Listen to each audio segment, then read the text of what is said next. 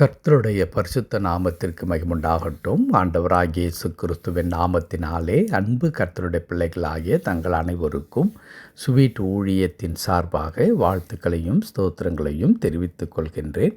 யோபுவின் புத்தகம் 42 அதிகாரம் 10வது வசனம். யோபு 42 அதிகாரம் வசனம் 10 முதற் பகுதி.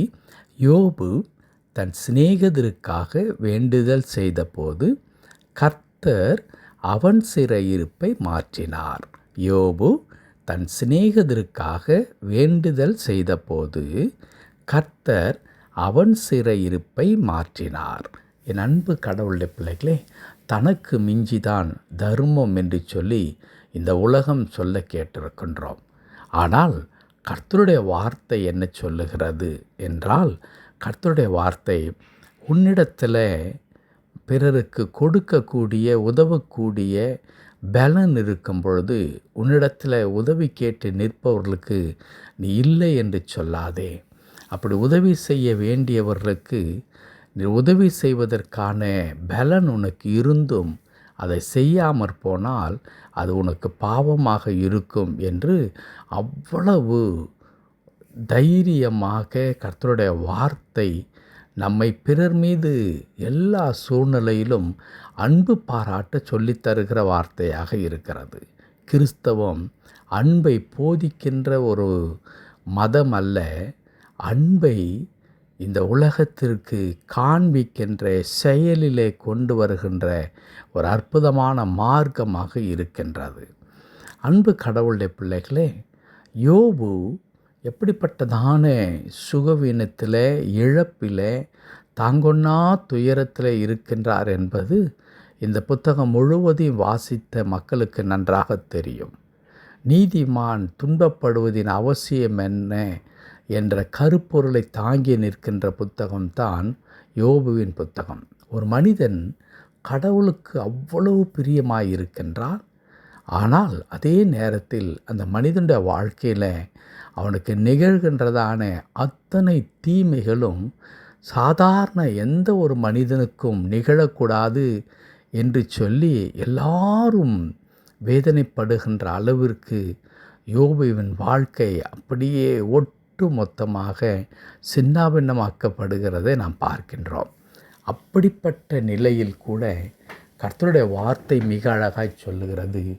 யோபு தன் நண்பர்களுக்காக வேண்டுதல் செய்த பொழுது கர்த்தர் அவன் சிறையிருப்பை மாற்றினார். ஆம், என் அன்பு கடவுளுடைய பிள்ளைகளே, நீங்களும் நானும் எவ்வளவு பெரியதான துன்பத்தின் வழியாகவும் பாடுகளின் வழியாகவும் கஷ்டத்தின் வழியாக சென்றால் கூட நாம் பிறரை நேசிக்கவும் பிறருக்கு வாய்ப்புகள் இருக்கும் பொழுது உதவி செய்யவும் மறுக்கின்ற மக்களாகவோ தவிர்க்கின்ற மக்களாகவோ நாம் இருக்கவே கூடாது. கிறிஸ்தவம் அதை நமக்கு மிகவும் ஆழமாக வலியுறுத்துகிறதை நாம் பார்க்கின்றோம். யோபுவின் வாழ்க்கையில் அதுதான் நடக்கின்றது. மரணத்தோடு போராடி கொண்டிருக்கின்ற ஒரு மனிதன், எல்லாவற்றையும் இழந்து நிற்கின்ற ஒரு மனிதன். ஆனால் அப்படிப்பட்ட சூழ்நிலையில் கூட பிறருக்காக வேண்டுதல் செய்யக்கூடிய மன வலிமை யோபுக்கு இருக்கிறதை பார்க்கின்றோம்.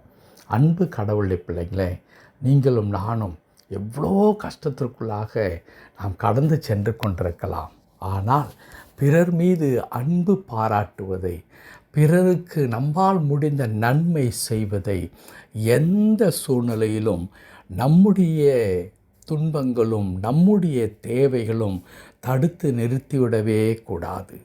துன்பத்தின் மத்தியிலே பிறருக்கு உதவி செய்தல், எல்லாரும் இருக்கும் பொழுது பிறருக்கு உதவி செய்வது என்பது ஒரு பெரிய காரியம் அல்லவே அல்ல.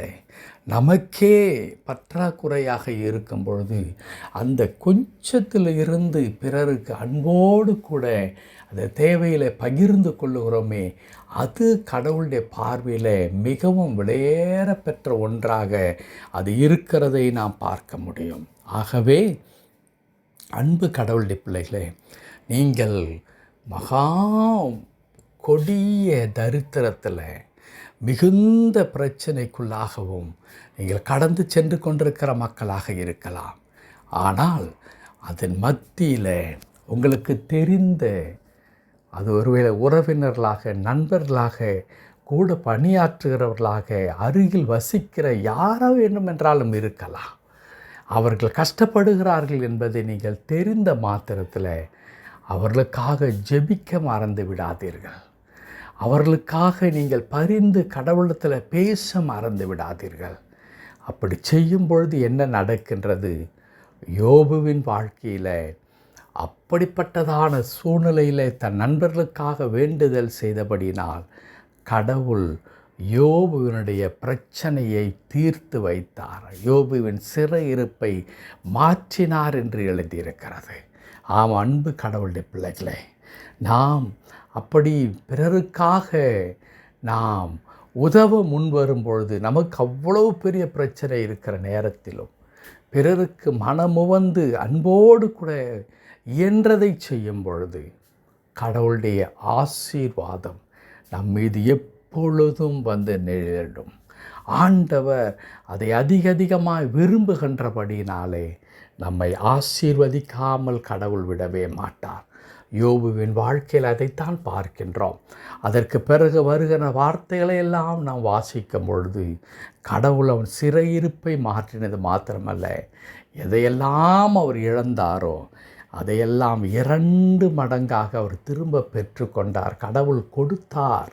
அன்பு கடவுளுடைய பிள்ளைகளே, துன்பங்கள் இருக்கும் பொழுது பிறருக்காக, அந்த துன்பத்தில் இருக்கிற மக்களுக்காக நீங்கள் செபியுங்கள். அற்புதத்தை நீங்கள் பார்ப்பீர்கள். கடவுள் தாமே அந்த வார்த்தையின்படி நம்மை ஆசீர்வதித்து பிறருக்காய் செபிக்கிற, பிறரை நேசிக்கிற மக்களாக நம்மை மாற்றுவாராக. ஆமேன், ஆமேன்.